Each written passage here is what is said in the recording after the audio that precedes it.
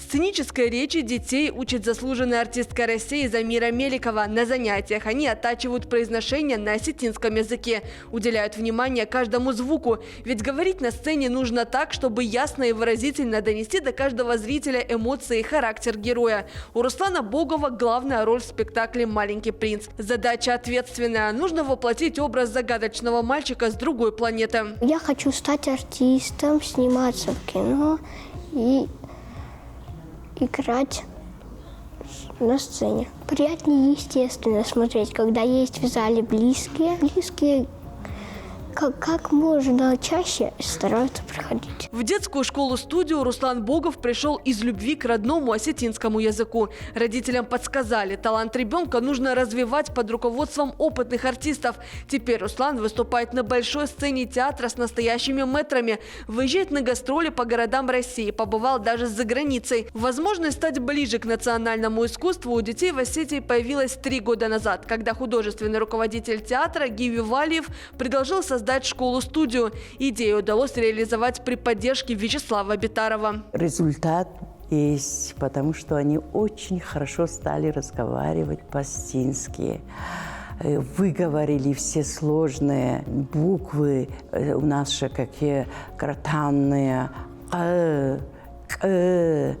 вот, и они уже все эти буквы хорошо говорят. Большое спасибо нашему художественному руководителю Валиеву Гиви Давидовичу, Вячеславу Зелимхановичу Битарову. Занятия в студии проходят бесплатно для детей 10 лет в игровом формате. Юных артистов обучают не только актерскому мастерству и сценической речи, но также рисованию, пению и танцам. Педагоги следят, чтобы эмоции, жесты и слова были выразительными и обязательно гармонично дополняли друг друга. С новичками начинают с азов, учат, как нужно представляться.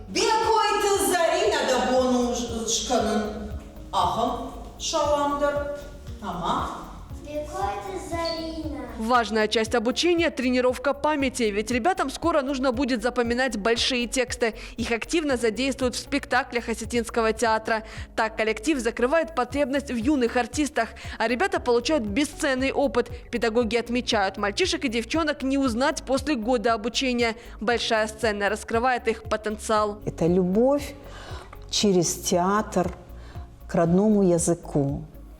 И, конечно, когда разговариваешь на родном языке и когда раскрываешь много для себя и артистов, потому что многие дети не знают осетинских артистов, режиссеров, композиторов. И через это тоже прививаем любовь и к искусству, и к музыке. Попасть в театральную школу-студию может любой ребенок, владеющий осетинским языком, так как все занятия ведут исключительно на нем. Коллектив театра стремится воспитать талантливую смену, но главная задача проекта все же привить подрастающему поколению любовь к национальной культуре и сохранить связь с традициями. Дана Малышева, Сармат Сугаров, Давид Хамицаев, Вадим Панченко, 15 регион.